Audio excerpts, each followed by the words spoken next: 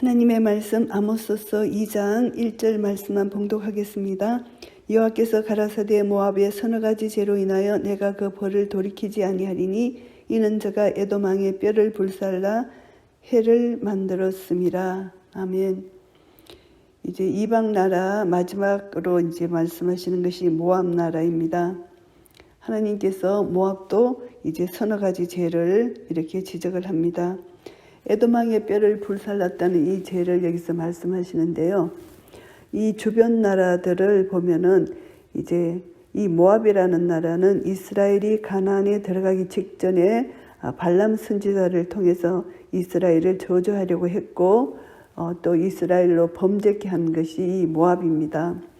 그래서 이 모압이 저지른 재앙, 이 재앙 중에 또 한 가지는 에돔 왕의 시체를 불이 태우기까지 하는 최악의 모독을 주는 식으로 이렇게 복수를 하는 이 모습인데 너무나 인간의 죄악이 가득 찬 그런 모습, 비윤리적이고 비인도적인 범죄를 저질렀다 이렇게 말합니다. 그래서 하나님께서 모압을 심판하지 아니할 수가 없는데 모압의 중요한 성읍, 여기서 보면은 모압에 불을 보내는데 그 성읍이 그리옷이라는 것입니다. 그리옷 궁궐을 사르고 모압이 요란함과 찡과 나팔 소리 중에서 죽을 것이라. 이들이 성읍이 이렇게 이제 완전히 파괴될 때 그리고 또 이들이 적군이 쳐들어오는 그런 요란한 외침, 나팔 소리 이런 것을 이렇게 묘사를 합니다. 그래서 적군의 침략으로 인해서 모압 백성은 순식간에 초토화될 것이라는 것을 의미하는 그런 말씀입니다. 내가 그 중에서 재판장을 멸하며 방백들을 저와 함께 죽이리라. 이는 여호와의 말씀이니라. 모압의 핵심부를 여기서 말씀하는데요.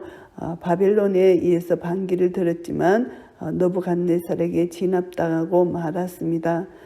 그래서 이 모압을 하나님께서 반드시 심판해 주셨다. 재판장들, 중요한 사람들, 백성의 통치자들 모두를 죽이셨다는 것입니다. 4절 말씀입니다. 여호와께서 가라사대 유다의 서너 가지 죄로 인하여 내가 그 벌을 돌이키지 아니하리니 이는 저희가 여호와의 율법을 멸시하며 그 율례를 지키지 아니하고 그 열조에 따라가던 거짓 것에 미혹하였음이라.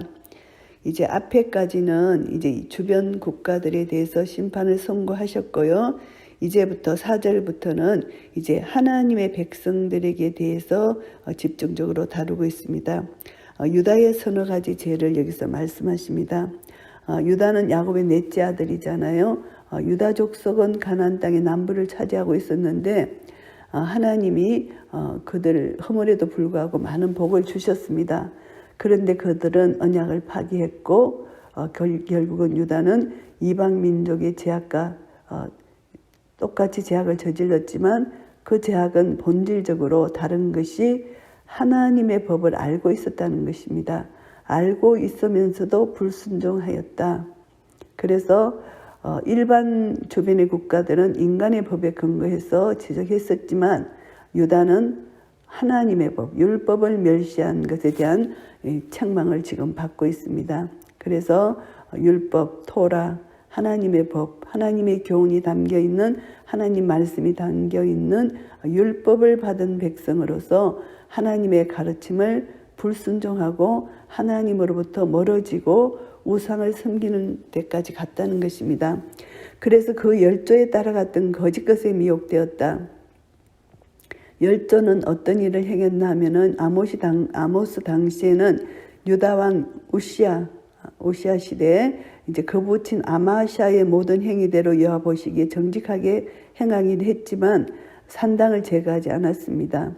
그래서 후에 이제 강승해지자 이 왕은 교만해져서 제사장의 권위를 빼앗고 여호와의 전에 들어가 향단에 분향하려 했다가 문둥병에 걸렸습니다. 결국 이런 악순환이 계속 이어지는 것입니다. 결국은 열조를 따라가는 것, 이것은 우상을 의미합니다. 우상을 인정하고 하나님은 유일신 사상인데 이스라엘이 우상을 인정했다는 것은 하나님을 대적하는 행위죠. 그래서 하나님은 이것을 반드시 심판하셔야 된다는 것입니다. 이들이 거짓 것에 미혹되었다. 율법을 어기고 우상을 섬겼다는 것입니다. 내가 유다에 불을 보내리니 예루살렘의 궁궐들을 사르리라. 하나님은 종교적 순결을 상실한 유다를 이제 하나님 심판을 하시는데 BC 586년에 바벨론에 의해서 멸망을 당했습니다. 이로써 이제 아모스의 예언이 완전히 성취된 것을 우리가 볼 수가 있습니다. 6절 말씀입니다. 여호와께서 가라사대 이스라엘의 서너 가지 죄로 인하여 내가 그 벌을 돌이키지 아니하리니 이는 저희가 은을 받고 의인을 팔며 신 한 클레를 받고 궁핍한 자를 팔며, 이제 유다의 심판의 예언에 이어서 이제 이스라엘의 심판에 대한 예언입니다.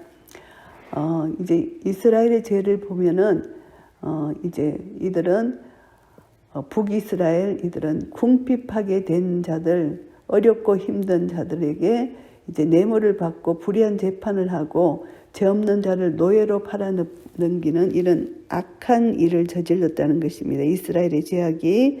그래서 가난한 자의 머리에 있는 티끌을 탐내며 겸손한 자의 길을 굽게 하며 부자가 한 젊은 여인에게 다녀서 나의 거룩한 이름을 더럽히며 이제 짓밟다, 티끌을 짓밟듯이 가난한 자의 머리를 짓밟았다고 이렇게 표현을 합니다. 그래서 이들의 탐심을 여기서 표현을 하는데요.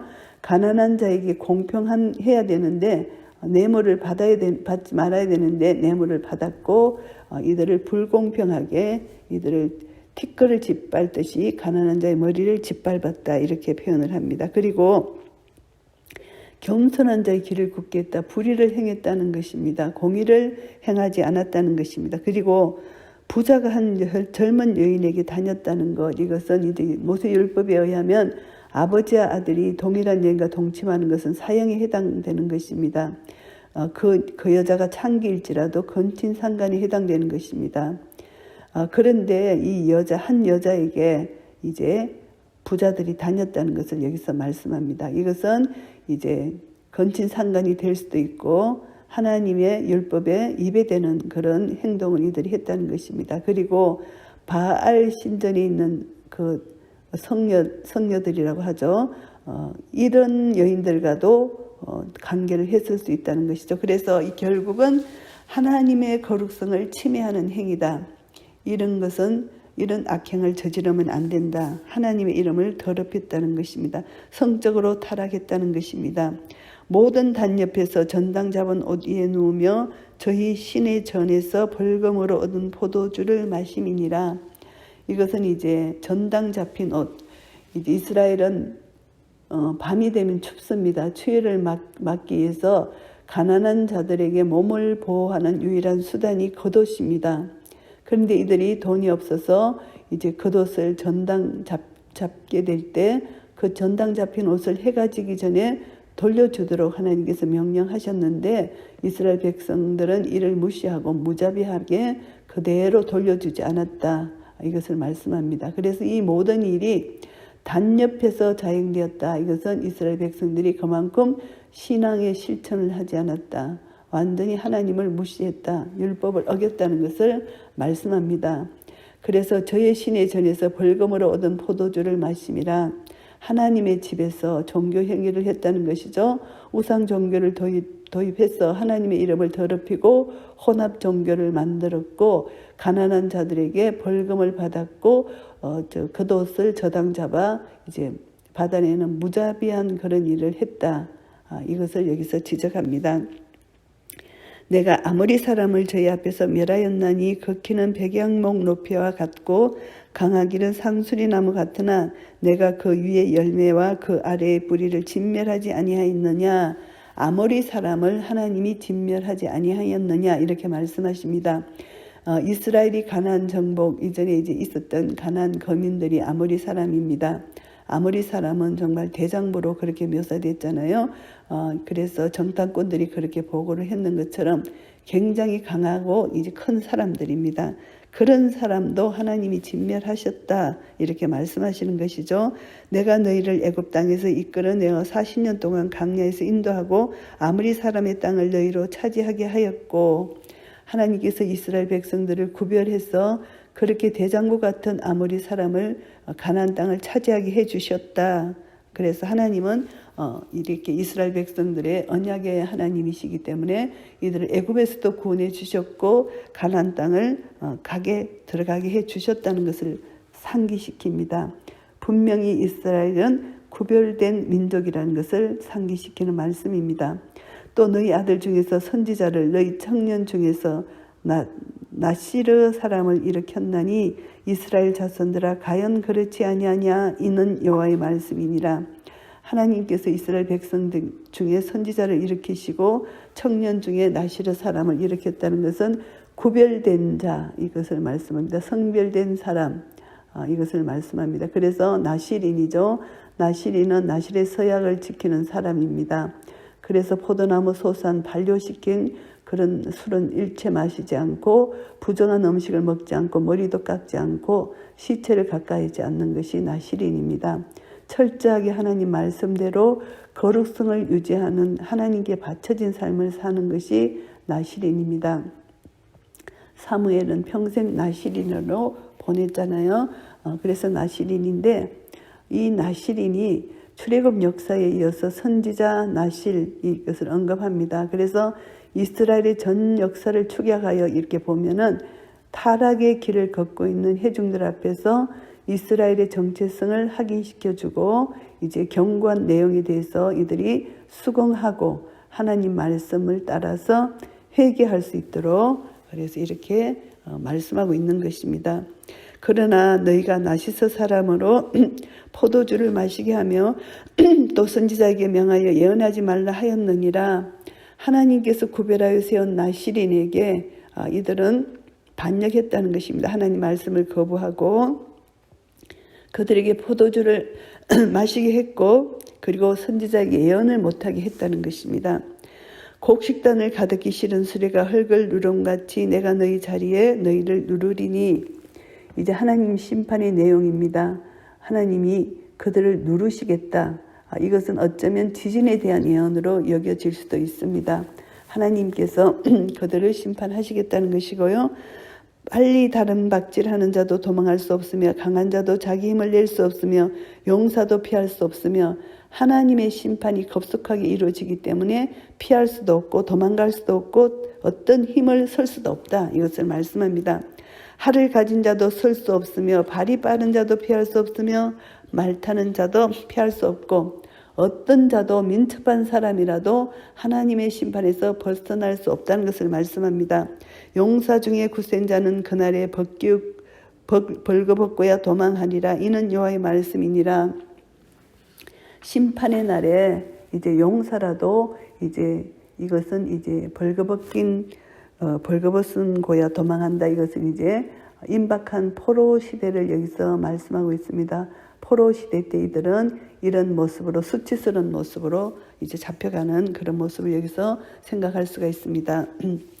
아모스서 2장 말씀을 정리하겠습니다. 모압과 언약 백성에 대한 심판입니다. 모압에 대한 심판 말씀해 주셨는데요. 이 모압도 서너 가지 죄악으로 인하여 이제 모압을 심판하시는데 결국은 모압 및 전 공동체가 파멸된다. 이것을 말씀합니다. 지도자를 심판하고 그리고 또 이제 죄악이 심각했다는 것을 알 수가 있습니다. 지도자까지 심판한다. 이런 내용의 말씀이 나오는 것이고요. 그리고 또 이제 4절부터 5절 말씀은 유다에 대한 심판입니다. 유다는 이방 민족과 다르게 이 이방 국가들의 죄는 인간관계 영역에서 일어나는 것을 이제 말씀하지만 이제 유다의 경우는 하나님과의 관계에서 비롯된 죄가 지적되고 있습니다. 하나님과의 독특한 관계, 언약 관계에 있는 유다 백성이 선지자가 선포하는 심판의 기준, 하나님의 율법을 무시하고 거짓것 우상을 섬기는 유다 백성, 영적 엄형이 하나님 앞에서 가장 심각한 범죄라는 것을 보여주는 것이고요. 6절부터 16절까지는 이스라엘에 대한 예언입니다. 이스라엘의 죄악도 이방 국가들의 죄악과 비슷하지만 근본적으로 하나님을 향한 범죄라는 것입니다. 그래서 이제 하나님의 말씀을 어기는 것뿐만이 아니라 자기 동족들 중에 의인과 궁핍한 자를 팔았다는 것을 지적하고 있습니다. 그리고 이들은 성적인 범죄를 저질렀고 거듭된 예배를 드린 제약을 여기서 첨가하고 있고요. 이스라엘의 모든 제약은 궁극적으로 하나님께 대한 제약인데 하나님의 거룩한 이름을 더럽힌 제약이라는 것을 말씀하고요. 이스라엘의 심판의 원인은 하나님의 구원받은 백성으로서 성결한 삶을 살지 못했기 때문이라는 것을 지적합니다. 그래서 심판의 원인, 하나님 백성들께 살지 못했다. 그래서 심판의 예언과는 다르게 이스라엘 과거 역사 속에서 있었던 하나님의 구원 사건을 열거하고 있습니다. 광야에서 애굽에서 하나님은 이스라엘을 도와주시고 그들의 구원과 자유를 허락하셨지만 그리고 선지자들을 일으켜서 백성들을 바르게 인도하셨음에도 불구하고 하나님의 은혜를 망각하고 오히려 하나님의 예언을 막으려고 했다는 것, 이들의 큰 제약이고 결국은 하나님 백성이 이방 백성과 달리 거룩과 성결이 요구되는데 그것을 하지 못했다. 더러운 짓을 했고 하나님의 거룩한 이름을 더럽혔다. 이것이 이들의 심판의 이제 내용이고요. 선민이라 해도 하나님의 뜻을 건설일 때는 반드시 심판을 하신다는 것입니다. 그래서 우리는 하나님 말씀에 순종하지 않으면 심판을 당할 수밖에 없다. 이것을 우리는 다시 한번 깨닫게 됩니다. 하나님의 심판에서 제외될 자는 아무도 없다. 왜냐하면 하나님의 공의가 있기 때문에 하나님의 공의는 반드시 죄를 멸하셔야 하기 때문입니다. 그래서 예수님이 우리 죄를 대신해서 십자가에 달려 돌아가실 수밖에 없었던 것입니다. 죄의 삭선 사망이기 때문에 우리 죄를 대신해서 예수님이 돌아가신 것이고요. 하나님의 사랑은 또 죄에서 또 부활 생명을 주시고 심판 후에 구원의 역사를 펼쳐주신 것입니다. 그래서 우리는 우리 죄는 심판을 받고 하나님의 사랑으로 다시 한번 구원을 얻었습니다. 그래서 이제 우리의 삶은 하나님 말씀을 절대적으로 순종하고 이제 하나님 말씀 안에서 우리는 하나님을 믿고 하나님 자녀답게 이 땅에 살면서 구원의 기쁨과 감격을 찬양하며 하나님의 이름을 높이고 증거하는 정인의 삶을 살아야 되는 것이 우리 믿는 자의 삶입니다. 그래서 하나님이 우리에게 행하신 구원의 사건들을 날마다 묵상하고 우리는 겸손하게 하나님의 뜻을 구하며 내가 그리스도와 함께 십자가에 죽었고 예수 그리스도 안에 내가 있고 내 안에 예수 그리스도께서 계시기 때문에 이것을 믿는 믿음 하에서 날마다 생명의 성령의 법 성령님을 의지하여 우리는 말씀을 순종하여 나갈 때 내 안에서 예수 그리스도 안에서 우리는 말씀을 이뤄가고 다 이뤘다 하신 생명의 말씀의 능력이 우리를 통하여 이 땅에 나타날 때 많은 믿지 않는 자들에게 하나님을 전가하고 자랑하고 하나님의 능력을 선포하는 그런 대열에 설 것입니다. 이런 은혜가 우리를 통하여 날마다 선포되고 나타나고 예수 그리스도 이름이 전거되고 자랑되기를 예수 그리스도 이름으로 축복합니다. 아멘.